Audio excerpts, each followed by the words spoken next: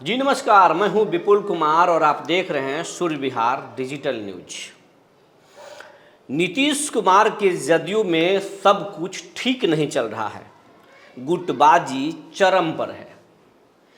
कई अलग अलग गुट हो गए हैं। ललन सिंह का गुट अलग है तो विजय कुमार चौधरी का गुट अलग है, अशोक चौधरी का गुट अलग है तो फिर गांधी जी का गुट अलग है। और ये गुटबाजी तब से बढ़ी है जब से आरसीपी सिंह की विदाई हुई है जदयू से। उसके बाद से जदयू में गुटों का सिलसिला थोड़ा तेज हो गया है। अब एक नए नेताजी आए हैं, मनीष कुमार वर्मा, नालंदा के रहने वाले हैं, रिटायर्ड आईएएस हैं। आरसीपी जी सिंह जिस तरीके से रिटायर्ड आईएएस थे, वो तो रिटायर्ड नहीं थे, वो बीआरएस लेकर आए थे और नीतीश कुमार के गृह जिले के ही थे। तो उनके सब्स्टिट्यूट के जगह पर जो है मनीष वर्मा को लाया गया है कि सीएम के सत्ता को वही अपने हिसाब से सीएम के इशारे पर चलाएंगे। लेकिन मनीष कुमार वर्मा जो है वो जदयू की अंतर्कलह को ठीक नहीं कर पा रहे हैं और मनीष वर्मा का एक अपना अलग गुट है जो अलग काम कर रहा है। और इस गुटबाजी के चक्कर में जदयू कमज़ोर हो रहा है और जदयू के जो कई पुराने नेता थे वो अलग थलग पड़ रहे हैं। अब आपको हम याद कराने जा रहे हैं वशिष्ठ नारायण सिंह, जो दादा के नाम से जाने जाते हैं। वशिष्ठ दा फिलहाल मीडिया में नहीं रहते हैं और जदयू में भी निष्क्रिय हो चले हैं। वो अब एक्टिव नहीं है, जबकि नीतीश कुमार के आंख और कान दोनों थे वशिष्ठ नारायण सिंह। लेकिन अब एक साधारण कार्यकर्ता हैं, ना तो उनको आयोग में भेजा गया है, ना कुछ महत्वपूर्ण जिम्मेवारी दी गई है। इसके साथ साथ नीतीश कुमार के साथ रहने वाले कई नेता फिलहाल जो है साइड लाइन हैं। जो नए संगठन बना है प्रदेश का, उसमें उनको जगह नहीं दी गई है। नए नए नेता जो आ रहे हैं वो मलाईदार जगह पकड़ ले रहे हैं और इससे गुटबाजी तेज हो गई है। सरकार को जो है अब आईएएस अधिकारी चला रहे हैं। ये भी खबर है कि एक बड़े आईएएस अधिकारी पूरी सरकार को चला रहे हैं और ये सब कुछ हो रहा है आरसीपी सिंह के जाने के बाद। और पूरी जेडीयू पर प्रशांत किशोर की भी नज़र है और तेजस्वी यादव की भी नज़र है और बीजेपी भी ताक में है कि नीतीश ज़रा कमज़ोर हो तो जदयू को तोड़ दिया जाए, कई भागों में तोड़ दिया जाए, क्योंकि जेडीयू के सपोर्ट पर ही मोदी की सरकार केंद्र में चल रही है। 12 सांसद हैं नीतीश कुमार के और उसी की बैसाखी पर मोदी की सरकार टिकी हुई है। लेकिन नीतीश की जो नेतृत्व क्षमता है वो गजब का है, कमाल का है। नीतीश की पार्टी में फूट कर देना इतना आसान नहीं है और इस बात को बागी दल, विरोधी दल के नेता भी जानते हैं। मोदी कई राज्यों में पार्टियों को तोड़ देते हैं, लेकिन बिहार में आज तक ये कमाल बीजेपी नहीं कर पाया।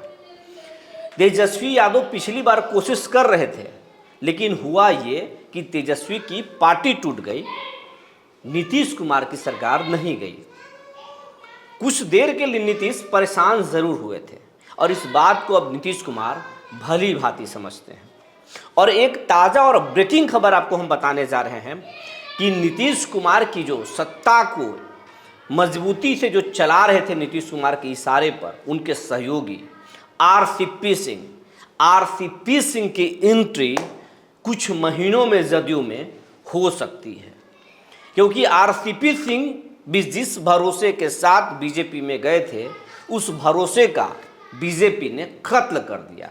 यानी आरसीपी सिंह को कोई तवज्जो नहीं मिली बीजेपी में और अलग थलग पड़ गए हैं, बीजेपी में कहीं नहीं है। सम्राट चौधरी का अलग अपना रुतबा है तो विजय कुमार सिन्हा का अलग कुनबा है। इसी बीच में दिलीप जायसवाल अब फुल फॉर्म में नजर आ रहे हैं। वो भूमि सुधार विभाग के मंत्री भी हैं और प्रदेश अध्यक्ष बने हैं और जब वो अब जिस दिन बोलते हैं बिहार के कोई नेता मीडिया में नहीं रहता है, तो दिलीप जायसवाल अलग फॉर्म में नजर आ रहे हैं। तो तो बीजेपी में अब आरसीपी सिंह को कुछ मिला नहीं और नीतीश कुमार के पार्टी में गुटबाजी तेज हो गई है और आईएएस अधिकारी भी बेलगाम हो गए हैं। आप देखे होंगे हाल के दिनों में कि नीतीश कुमार के कई करीबी आईएएस अधिकारियों पर ईडी की नज़र पड़ी, संजीव हंस पर सीधा रेड हो गया और कुछ आईएएस अधिकारी जो है वो रडार पर आ गए और इसकी चर्चा मीडिया में तेज हो गई। लेकिन जब तक आरसीपी सिंह नीतीश के साथ रहे ये सब कुछ नहीं हो रहा था। अगर कुछ होता भी था तो आरसीपी सबको मैनेज कर लेते थे। इसलिए जेडीयू को भी आरसीपी की ज़रूरत है और आरसीपी को भी नीतीश की सहारा की ज़रूरत है। अब दोनों में बात धीरे धीरे बन रही है, हालांकि इसकी चर्चा नहीं है, लेकिन जदयू के अंदरूनी सूत्रों के अनुसार हमारी कई नेताओं से बात हुई है कि अंदर अंदर खिचड़ी पक रहा है। आरसीपी के से संवाद करने के लिए नीतीश कुमार के कुछ करीबी लगे हुए हैं और आरसीपी भी अपना संदेश नीतीश तक पहुंचा रहे हैं। कुछ महीनों के अंदर यानी 2025 के चुनाव से पहले आरसीपी की एंट्री जेडीयू में हो जाएगी और आरसीपी फिर नंबर 2 के हैसियत पर लौटेंगे। उसके बाद सिस्टम को भी कंट्रोल करेंगे। जो आईएएस अधिकारी और जो आईपीएस अधिकारी जो बेलगाम हो गए हैं उनको भी कंट्रोल करेंगे। दूसरी बात, पार्टी के गुटबाजी को भी रोकेंगे और आरसीपी एक मजबूत ताकत में आएंगे और नीतीश कुमार को फिर से मजबूत करेंगे। नीतीश कुमार ने एक बात का इशारा दे दिया है कि जेडीयू के जो भी बागी हैं या जो भी भटक कर इधर उधर चले गए हैं, धीरे धीरे सबको अपने कुनबे में लाना है और जदयू फिर से एक बार उसी ताकत में, पुराने ताकत में बिहार में लौटे।